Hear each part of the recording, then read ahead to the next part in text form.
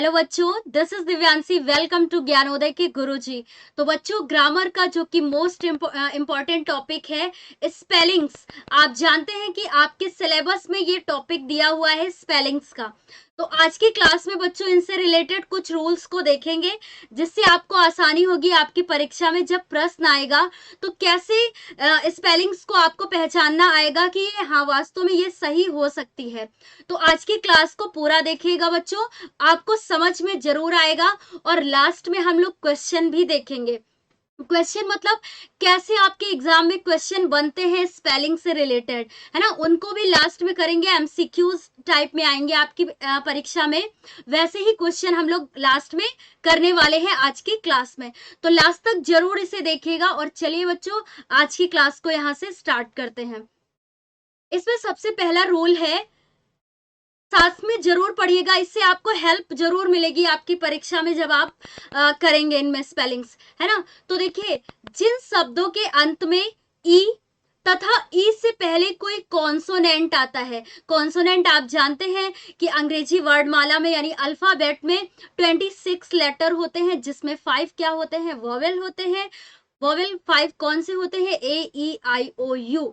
इन 5 को छोड़ के बाकी 21 लेटर्स क्या कहलाते हैं, कॉन्सोनेंट कहलाते हैं, है ना। उनमें वोवेल से शुरू होने वाले सफिक्स। अब सफिक्स की बात करें बच्चों, तो आप जानते हैं कि सफिक्स को हिंदी में क्या बोलते हैं, प्रत्यय। और प्रत्यय का यूज भी जानते हैं कि मान लीजिए कोई शब्द है, शब्द के जब हम पीछे एक शब्द जोड़ते हैं, है ना, तो उसे बोलते हैं सफिक्स यानी कि प्रत्यय। तो देखिए यहां पर क्या कह रहा है कि जिन शब्दों के अंत में ई तथा ई से पहले कोई कॉन्सोनेंट आता है, उनमें वोवेल से शुरू होने वाले सफिक्स, जैसे सफिक्स क्या हो गए इनमें, जैसे ING, OUS, ABLE, एबल, ऐसे होता है ना, को जोड़ने पर अंतिम ई हटा दिया जाता है। तो आपको रूल समझ में आया, सिंपल सा है कि जब हम ये सफिक्स जोड़ते हैं वर्ड में, तो इनमें सफिक्स में क्या है, ING, OUS, ABLE, एबल, है ना। तो यहां पर देखिए बच्चों, लिव, और इनमें सफिक्स जब हम लोग जोड़ेंगे ING, तो ये क्या बन जाएगा, लिविंग।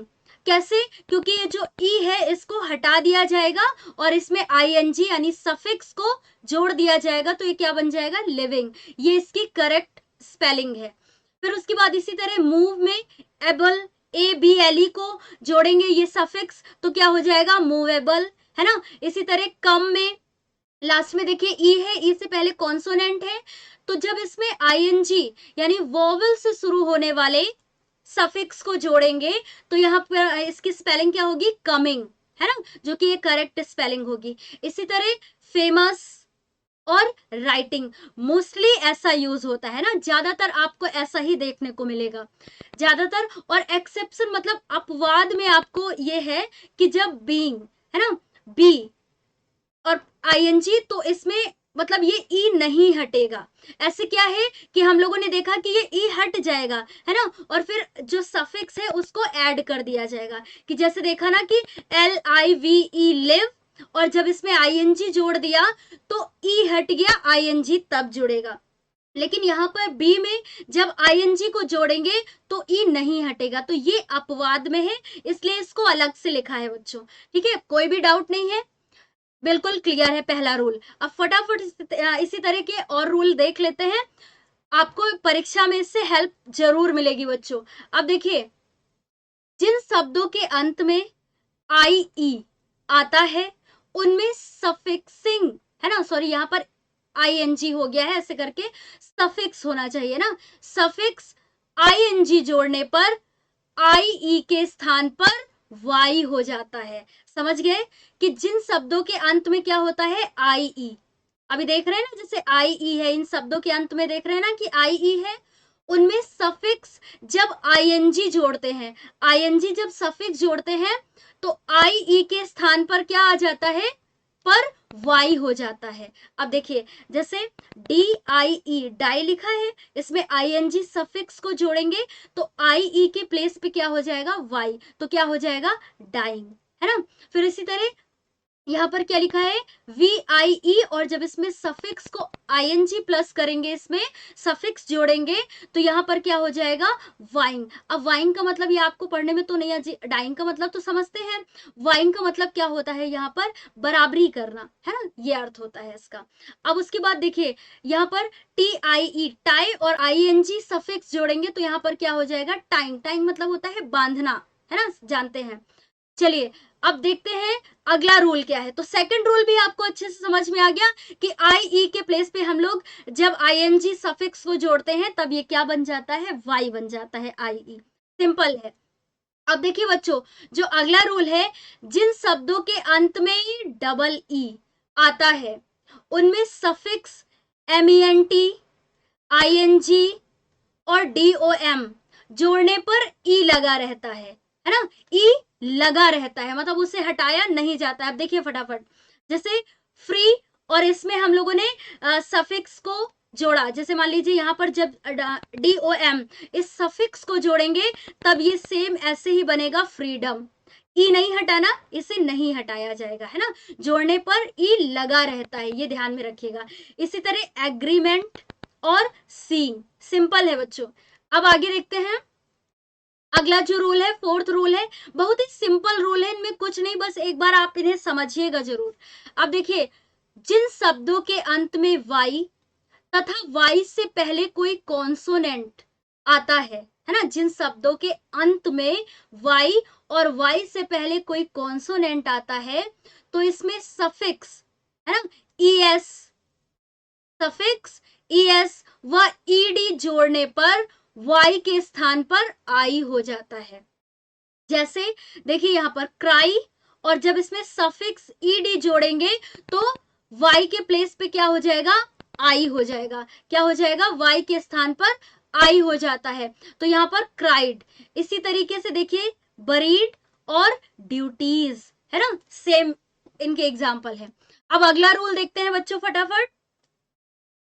जिन शब्दों के अंत में CE तथा GE आता है, जैसे आप देख रहे हैं ना, ये वर्ड है ट्रेस, करेज, इंगेज, लास्ट में क्या आया इसमें CE और इसमें GE, है ना, तो GE आता है, उसमें सफिक्स, सफिक्स क्या होता है जो लास्ट में ये वर्ड जोड़ते हैं, जैसे एबल, OUS, अस, है ना, ऐसे करके, और MENT, ये सफिक्स हो गए, को जोड़ने पर ई लगा रहता है। ये ई जो है ये लगा रहता है। आप देखिए ट्रेस और सफिक्स को जोड़ेंगे एबल तो सेम वही रहेगा, यानी ई नहीं हटेगा, तो क्या हो जाएगा ट्रेसेबल, है ना।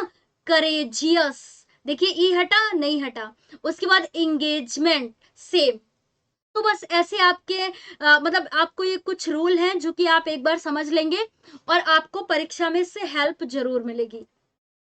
अब देखिए बच्चों, जिन शब्दों के अंत में एक कॉन्सोनेंट, अंत में एक कॉन्सोनेंट एवं उससे पहले एक वोवेल आता है, मतलब कॉन्सोनेंट और उससे पहले एक वोवेल आता है, इनमें वॉवेल से शुरू होने वाले सफिक्स, अब वॉवेल से ये सफिक्स शुरू हो रहे हैं ना, जैसे इसमें ई है, ए है, आई है, तो ये वॉवेल से शुरू हो रहे हैं ना, तो ED, AR, ING जोड़ने पर अंतिम कॉन्सोनेंट, मतलब ये जो लास्ट का कॉन्सोनेंट है 2 बार लिखा जाता है। समझ रहे हैं ना, एक बार पढ़िएगा जरूर, अच्छे समझ में आएगा। अब कैसे देखिए, PUT पुट और ING जब इसमें सफिक्स जोड़ेंगे तो ये जो लास्ट का कॉन्सोनेंट है ना T, इसको डबल लिख दिया जाएगा, कैसे पुटिंग, है ना। इसी तरह जब ED सफिक्स प्लस करेंगे तो इसका भी T डबल हो जाएगा अलॉटेड। और इसी तरह G भी, ये कॉन्सोनेंट है, इससे पहले वॉवेल आया है तो ये भी क्या हो जाएगा G डबल हो जाएगा AR जोड़ने पर, है ना, तो क्या हो जाएगा बेगर। और इसमें क्या हो जाएगा बैटिंग, बेगनिंग, वर्शिप्ड, ऐसे करके। अब इसमें भी एक एक्सेप्शन में है, एक्सेप्शन मतलब ये अपवाद में है कि जिसमें ये डबल नहीं होगा। किसमें देखिए, सफर, ये आर कॉन्सोनेंट है, इससे पहले वोवेल आया है, लेकिन जब इसमें हम सफिक्स को प्लस करेंगे तो ये आर डबल नहीं होगा, तो ये सफरिंग ऐसे ही रहेगा। यहाँ पर यहाँ डैश लगना चाहिए था बच्चों, तो ये डैश लगा हुआ है, ठीक है, तो ये एक्सेप्शन में है, मतलब ये अपवाद में है। अब आगे बढ़ते हैं बच्चों, देखिए अगला जो रूल है, हाँ ये 6 था ना, इसके पहले देखा। अब फटाफट देखिए आगे जितने आने वाले हैं अब बहुत ही इजी है, लास्ट में एमसीक्यू भी करेंगे। देखिए जिन शब्दों के अंत में डब्ल्यू, आर या वाई हो तथा उनसे पहले वॉवेल आता है ना, क्या हम लोगों ने देखा डब्ल्यू, आर और वाई, और उनसे पहले क्या आए वॉवेल, जैसे इसमें ए, ई, ए है ना, ऐसे आया वॉवेल आता हो, तो उनमें सफिक्स आईएनजी जोड़ने पर अंतिम अक्षर को 2 बार नहीं लिखते हैं, है ना, अंतिम अक्षर 2 बार नहीं लिखते हैं। कैसे, देखिए ड्राइंग, अब देखिए यहां पर ये कॉन्सोनेंट है, सॉरी कॉन्सोनेंट नहीं, ये डब्ल्यू, आर और वाई, ये 3 हमें देखने हैं, है ना, उससे पहले क्या है वॉवेल, तो ये 2 बार नहीं लिखे जाएंगे। इसी तरह देखिए drawing, answering, playing, copying, growing, ordering, है ना, सेम ऐसे आपको देखने को मिल रहे हैं। एक बार पढ़िएगा जरूर और समझने की कोशिश करिएगा। अगला रूल देखते हैं बच्चों फटाफट। जिन शब्दों के अंत में, इसे जरूर समझिएगा, अच्छा है, ठीक है। देखिए जिन शब्दों के अंत में एल आता है, कई सारे ऐसे शब्द होते हैं जिनके अंत में एल आता है ना, उनमें सफिक्स, सफिक्स आप जान गए हैं कि क्या होता है, जो लास्ट में जोड़ते हैं ना, सफिक्स ईडी, ईडी या ई आर, अब देख रहे हैं आप यहाँ पर ईडी है, ई आर है, एवं आईएनजी, ये आईएनजी जोड़ने पर एल को 2 बार लिखा जाता है। ध्यान में रखिएगा कि जिन शब्दों के अंत में एल आता है उनमें जब हम लोग सफिक्स प्लस करते हैं, ईडी, ई आर, आईएनजी, है ना, इनको जोड़ने पर ये जो एल है ये डबल हो जाता है। तो देखिए जैसे ये यहाँ पर एल है ना, तो ये क्या हो जाएगा, डबल हो जाएगा जब इसमें ये सफिक्स प्लस करेंगे। तो ज्वेलर, क्वेरल्ड, है ना, और साइग्नलिंग, क्या बोलते हैं, सॉरी सिग्नलिंग, सिग्नलिंग बोलेंगे, और इसको डिस्टाइल, है ना बच्चों। तो ऐसे करके ये रूल है और इसमें कोशिश करिएगा समझने की इसको। अगला रूल है बच्चों, जिन शब्दों के अंत में डबल एल होता है, अभी हम लोगों ने देखा कि सिंगल एल होता है ना, और उसके बाद में जब ये ऐसे वर्ड ये सफिक्स हम लोग प्लस करते हैं, E D, E R, I N G. अब इसमें क्या कह रहा है कि जिसमें डबल एल होता है उसमें सफिक्स फुल व फिल को जोड़ने पर शब्द और सफिक्स का एक एल हट जाता है। मतलब कहने का मतलब ये है कि जब आपको ये डबल एल दिख रहे हैं ना, शब्दों के अंत में डबल एल दिख रहे हैं, उसके बाद सफिक्स में कह रहा है कि फुल और फिल, फुल और फिल को जोड़ने पर शब्द और सफिक्स, अब शब्द क्या है, ये शब्द, और सफिक्स क्या है, ये फुल, तो इसमें कह रहा है कि एक एल हट जाता है, मतलब दोनों में से एक एक हट जाता है। तो देखिए एक स्किल का एल हट गया और एक फुल का एल हट गया, तो क्या बन गया, स्किलफुल, ऐसे करके, है ना। और फिर उसके बाद देखिए यहाँ भी डबल एल है और यहाँ भी डबल एल है ना, तो एक एक दोनों का हट जाएगा, क्या बन जाएगा, फुलफिल। फिर उसके बाद यहाँ पर क्या हो जाएगा, विलफुल, ऐसे करके। बिल्कुल भी डाउट नहीं है, देखिएगा जरूर। उसके बाद 10th रूल देखते हैं इसका। यदि किसी शब्द के अंत में, मान लीजिए ये शब्द है और इनके अंत में सफिक्स फुल जोड़ा जाता है तो फुल का एक एल हट जाता है। कोई भी शब्द में अगर जब हम फुल जोड़ते हैं ना, सफिक्स फुल को जोड़ेंगे तो इसका एक एल क्या होगा, हट जाएगा। मतलब जरूरी नहीं कि यहाँ पर एल आएगा, उनके रूल तो हम लोगों ने अभी पहले ही पढ़ा है ना, तो एक एल क्या हो जाता है, हट जाता है। तो देखिए बच्चों यहाँ पर जैसे है हार्मफुल, अब फुल सफिक्स हम लोगों ने ऐड किया इसमें, तो ये सिंगल एल होगा यहाँ पर, harmful, helpful, faithful, fearful, cheerful. ऐसे हम लोग कंफ्यूज हो जाते हैं कभी कभी, मान लीजिए लिखना होता है ब्यूटीफुल, तो बच्चे कंफ्यूज हो जाते हैं कि छोटे बच्चों की बात करें कि यहाँ पर डबल एल होगा या सिंगल एल होगा, तो यहाँ पर जब सफिक्स इसमें प्लस करेंगे तो सिंगल एल होता है ना, ऐसे ब्यूटीफुल। इसी तरह harmful, helpful, faithful, fearful, cheerful, ऐसे इनमें जब फुल सफिक्स ऐड करते हैं तो एक एल हट जाता है। सिंपल सा है लेकिन अच्छा है, ठीक है, समझने के लिए। अब और रूल देखते हैं फटाफट। देखिए बच्चों, जिन शब्दों के अंत में वाई आता है, अब ये शब्द दिख रहे हैं ना आपको, वाई आता है और उनमें सफिक्स फुल जोड़ने पर y के स्थान पर i हो जाता है, सिंपल सा है।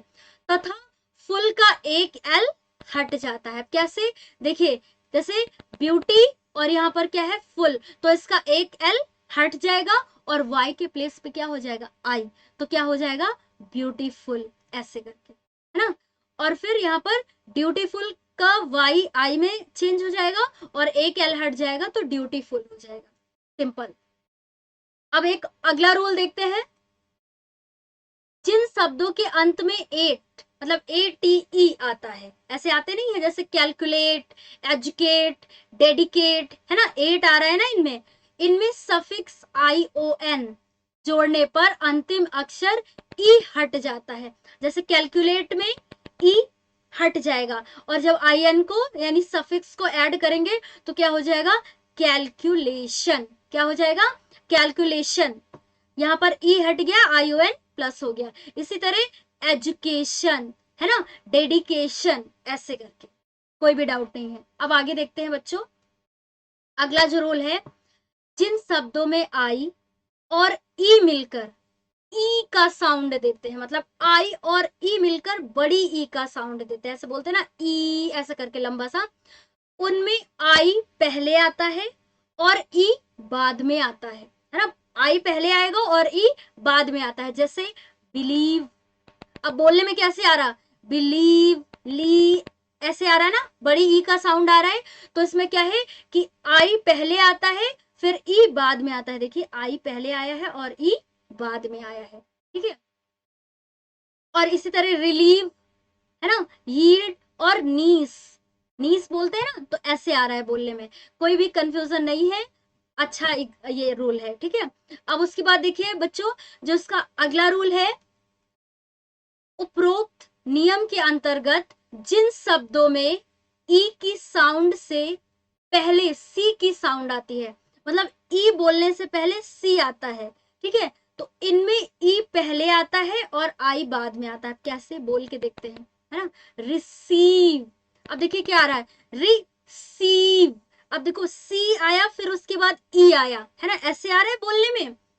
तो इसमें कह रहा है कि हाँ, जब साउंड आती है ऐसे बोलने में ना, कि ई की साउंड से पहले सी की साउंड आती है, रिसीव ऐसे आती है, तो उनमें ई पहले आता है तथा आई बाद में आता है। अब देखिए, रिसीव, है ना, परसीव, कंसीव और डिसीव, ये बोलने में सी पहले आ रहा है, ई बाद में आ रहा है, तो इसमें हम लोग क्या करते हैं, ई पहले लगाते हैं, आई बाद में लगाते हैं। ऐसे कंफ्यूजन होती है बहुत बच्चों को लिखने में, जैसे रिसीव, परसीव, इनमें मोस्टली कंफ्यूजन क्या होती है कि आई पहले लगेगा या ई पहले लगेगा। तो ये रूल है बच्चा इसका, ठीक है। अब देखिए, क्यू के बाद सदैव यू का प्रयोग होता है मोस्टली, है ना, क्यू के बाद यू का प्रयोग होता है। जैसे क्वेरल, अब क्यू के बाद यू आया, क्वीन, क्यू के बाद यू आया, क्वालिटी, इसमें भी क्यू के बाद यू आया, क्वाइट, क्यू के बाद यू आया है। तो ये मोस्टली कुछ ऐसे रूल्स थे जिनसे आपको हेल्प मिल सकती है, जैसे परीक्षा में जब आती है स्पेलिंग, खासकर जैसे ये इंपॉर्टेंट थे, ये 13 नंबर वाला, है ना। बच्चों को कंफ्यूजन होती है कि आई ई के यूज में हो जाती है कि पहले आई होगा ई होगा ऐसे करके, है ना। और 15 नंबर भी था, तो इनको यदि आपने समझा है तो आपके लिए हेल्प जरूर मिलेगी आपको एग्जाम में, ठीक है बच्चों। अब देखते हैं इनके MCQs, मतलब कैसे आपकी परीक्षा में ये प्रश्न बनते हैं। तो ऐसे प्रश्न बनते हैं बच्चों, कैसे लिखा होगा कि find the correctly spelled word. अब आपको समझना होगा कि इसमें मिस्टेक कौन से वर्ड में है। रिसीव, रिसीव ऐसे करके पढ़ेंगे तो आपको पढ़ने में तो सारे सही लगेंगे, अब स्पेलिंग में देखना है, ठीक है बच्चों। तो यहाँ पर देखिए, अभी हम लोगों ने ये रूल पढ़ा ना अभी जस्ट पहले ही, कि इनमें क्या होता है कि जब बोलने में ई की साउंड से पहले सी की साउंड होती है, अब वही इसमें है, देखिए रिसीव, सी पहले आया तब ई आ रहा है, ठीक है। तो इसमें क्या होता है, ई पहले होता है और आई बाद में होता है। ऐसा आपको इसमें और कहीं दिखा, नहीं दिखा, तो ये नहीं होगा, ये भी नहीं होगा, ये भी नहीं होगा बच्चों, है ना। तो इसमें जो करेक्ट होगा वो क्या होगा, ये रिसीव। अब आप बोल के देखिए इसको, है ना, बोल के देखेंगे आप कैसे बोलेंगे, रिसीव, है ना, जब सी ई फिर उसके बाद आ रहा है रिसीव, तो सी पहले और ई बाद में आ रहा बच्चों, तो ई पहले होगा और आई बाद में होगा। और आपको जो मोस्टली कंफ्यूजन होती है परीक्षा में इसी चीज को लेकर के होती है कि किसमें आई पहले होगा ई पहले होगा। अब मतलब समझ गए हैं आप अच्छे से, कोई भी डाउट नहीं होगा। तो इसका जो सही जवाब होगा वो यही स्पेलिंग होगी इसमें, रिसीव, है ना, ये इसकी सही मीनिंग है। अगला देखते हैं फटाफट। तो ऐसे ही बच्चों प्रश्न बनते हैं आपकी परीक्षा में और आपको अवश्य देखने को मिलेंगे क्योंकि आपके सिलेबस में ये टॉपिक दिया हुआ है स्पेलिंग का। आइडेंटिफाई द वर्ड, इसमें वर्ड को पहचानना है विच इज करेक्टली स्पेल्ड, मतलब जो इसमें करेक्ट है, करेक्ट स्पेल्ड, जिसकी स्पेलिंग जो है बिल्कुल सही है ना। अब देखिए बच्चों, सिंपल, क्या आपको ये देखने से लग रहा है सिंपल बोलने में तो है लेकिन इसका कोई भी अर्थ नहीं निकल रहा है, ठीक है, ये मीनिंगलेस है, कोई भी अर्थ नहीं निकल रहा है। इसका अर्थ तब निकलता जब ये ऐसे होता, SIMPLE, तब ये सिंपल मतलब साधारण, तब अर्थ निकलता, ऐसे कोई भी अर्थ नहीं निकल रहा। अब सेकंड की बात करें तो देखिए बैनर, है ना, इसका भी नहीं निकल रहा है क्योंकि NNER होता तब इसका अर्थ निकलता, यहाँ पर कोई अर्थ नहीं निकलेगा, है ना। फिर उसके बाद देखते हैं यहाँ पर मॉडर्न, है ना, मॉडर्न, ये प्रोनाउंसिएशन और ये स्पेलिंग इसकी बिल्कुल करेक्ट है। और पैटर्न में बात करें तो देखिए यहाँ पर पैटर्न होता है ना, जब ई पहले होता और आर इधर होता तब ये करेक्ट होती स्पेलिंग, तो ये भी नहीं है ना। तो आपको इसका सही जवाब पता चला कि इसमें मॉडर्न सही है, ठीक है, मॉडर्न स्पेलिंग क्या होगी, MODERN। अब आगे देखते हैं बच्चों, सेम ऐसे ही आपके एग्जाम के लिए प्रश्न बनेंगे। Identify the word which is correctly spelled, है ना, जो इसमें बिल्कुल करेक्ट है उसे देखना है। देखिए यहाँ पर फ्रेमिंग ऐसे करके लिखा हुआ है, इसका भी कोई अर्थ नहीं निकल रहा है, ठीक है। कब निकलता, मान लीजिए ऐसे लिखा होता FIRMING, तो फर्मिंग हो जाता, है ना, तब अर्थ निकलता, लेकिन अभी कोई भी अर्थ नहीं निकल रहा है। बर्निंग में भी, बर्निंग में होता तो ये DN नहीं होता, तब ये करेक्ट होता, तो ये भी नहीं होगा, ठीक है बच्चों। रनिंग, है ना, अभी हम लोगों ने रूल देखे थे कि कब ये डबल हो जाता है, जब हम लोग ING सफिक्स को प्लस करते हैं तो जो यहाँ पर कॉन्सोनेंट आता है और कॉन्सोनेंट से पहले अगर वोवेल आता है ना, तो वो यहाँ पर करेक्ट होता। अब जैसे ऐसे ही तो हम लोग इसका वो बनाएंगे, अगर बनाएंगे तो देखिए RUN, रन, ऐसा लिखा होता और फिर उसके बाद यहाँ पर सफिक्स क्या लगता, ING। अब इसमें रूल क्या था कि ये N कॉन्सोनेंट है, कॉन्सोनेंट से पहले वोवेल आया है तो ये डबल हो जाएगा, जब इसमें हम लोग ING सफिक्स को ऐड करेंगे तब ये हो जाएगा RUNNING, है ना, तो ये इसका करेक्ट होगा जवाब। और फ्लाइंग, इसका कोई अर्थ ही नहीं है, ठीक है बच्चों।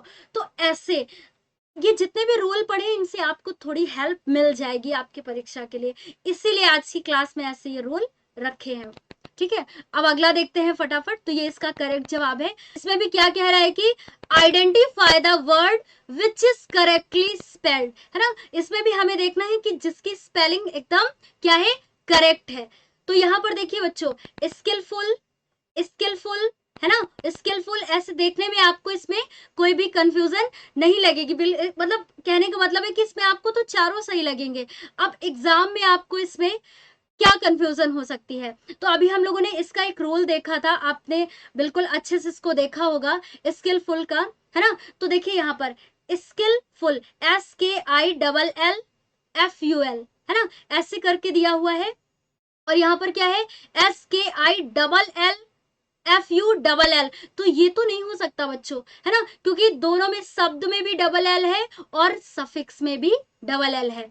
उसके बाद यहाँ पर देखिए SKILFULL और यहाँ क्या है SKILPUL। अब यहाँ पर जैसे ही PUL देखेंगे तो ये तो पुल, ये तो आपको देखने से ही रॉन्ग लग जाएगा, है ना। तो जो इसका करेक्ट आंसर होगा, ध्यान से देखिएगा बच्चों, स्पेलिंग क्या होगी, SKILLFUL, है ना। तो यहाँ पर इसमें कौन से ऑप्शन में ऐसा है, SKILLFUL, तो ये इसका सही जवाब होगा, ठीक है बच्चों, SKILLFUL। इसका रूल एक बार फिर से आप देखेंगे तो आपको इसमें कोई भी कंफ्यूजन नहीं होगी, अभी आगे ही हम लोगों ने इसका रूल पढ़ा है।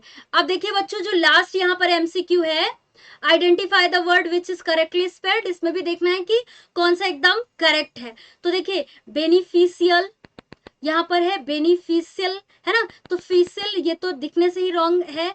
उसके बाद देखिए यहाँ पर बेनिफिशियल ऐसे भी है, ठीक है, और बेनिफिशियल फिसल यहाँ भी ये रॉन्ग है, ठीक है। अब आपको जैसे परीक्षा में होती है दो, तो आपने तुरंत कट कर दिए, अब दो में आपको कंफ्यूजन होगी, बेनिफिशियल होगा या बेनिफिशियल होगा, है ना। तो यहाँ पर ये नहीं होगा, एन आई नहीं होता है, BENEFICIAL होता है, ठीक है। तो जो इसका करेक्ट जवाब होगा ये इसमें क्या होगा, ये थर्ड वाला, ठीक है, BENEFICIAL, ये इसका करेक्ट जवाब होगा बेनिफिशियल। तो ऐसे ही स्पेलिंग से रिलेटेड आपके एग्जाम में एमसीक्यू आएंगे, तो इन रूल को देखिएगा, आपको हेल्प जरूर मिलेगी बच्चों। आज की क्लास में हम लोगों ने ग्रामर के स्पेलिंग वाले टॉपिक को भी कवर कर लिया है। जल्दी जल्दी ऐसे ही हम लोग अपना ग्रामर भी कंप्लीट कर लेंगे बच्चों। बस आप लोग ऐसे ही पढ़ते रहिए, अच्छे से मेहनत करिए, बढ़िया एग्जाम के लिए आप बेहतर तैयारी करेंगे। आज की क्लास को यहीं पर समाप्त करते हैं बच्चों। Thank you.